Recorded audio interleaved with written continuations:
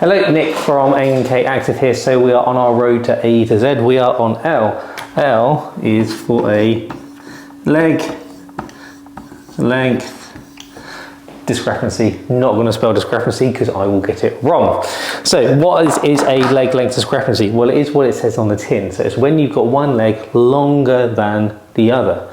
But the majority of the population are going to have one leg longer than the other, and we all don't all walk around in circles or anything along those lines, and a lot of the time it's not actually a problem. So let's give a bit of an overview about leg length discrepancy. So there are different ways it can occur. We take this person here. So you can have it where your tibia, your shin bone's longer, or you can have it where your thigh bone's longer, or it can be related to something going around the hip and the pelvis region.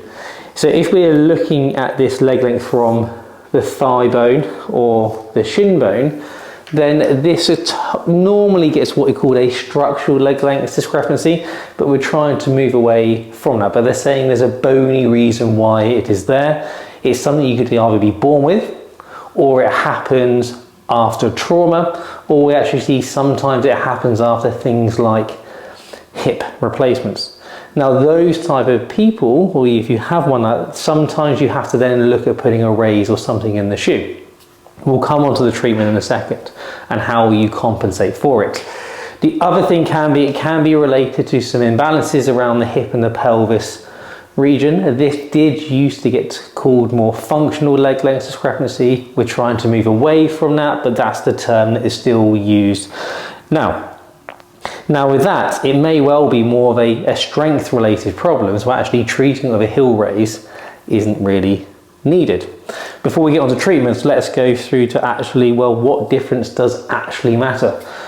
When you look at the research, it's all over the place. Some people say as little as a 3 mil difference can make a difference. Some people say it's a centimetre before you actually need to actually start doing anything about it. Now, what I tend to normally say is if it's less than sort of a centimetre, we don't tend to worry about it, but it's always thinking about linking it back to the problem that you have got. Because if you are running, it's less of an issue, because how many legs do you land on when you run? One. You then have this thing called flight phase where no feet are touching the ground. So how does the body really know which leg's longer than another? So you can really see managing or treating someone with a leg length problem is much of an artwork. It is a science. There's no hard and fast rule as such. Not everyone with a leg length problem is going to get problems. Some people, yes, will get lower back issues. Some people will get foot issues. And you know what? There's no common way that we all compensate for it in the same way.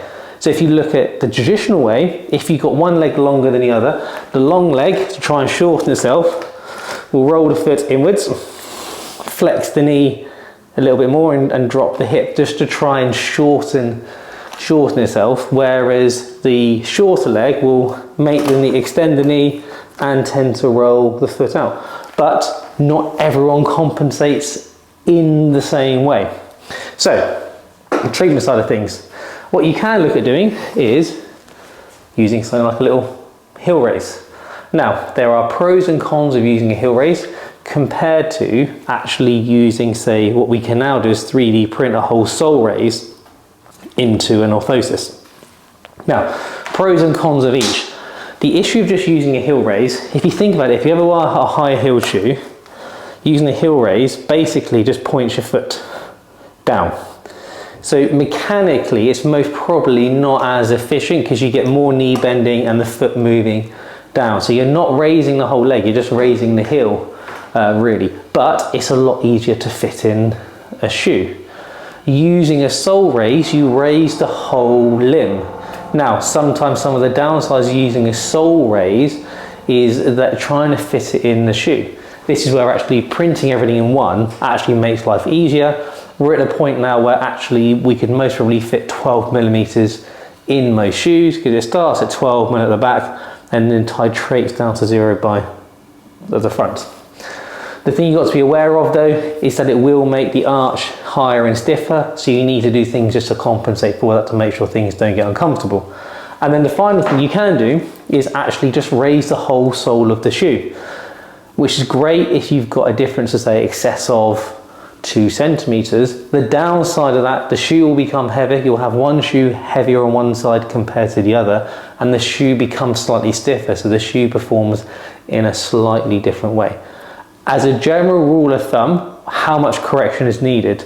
Roughly, if you've got a 20 millimeter difference, you may end up around about a 10 millimeter raise. So you're talking about 50% of the difference, and we most probably can fit about 12 mil in a shoe if they're decent shoes.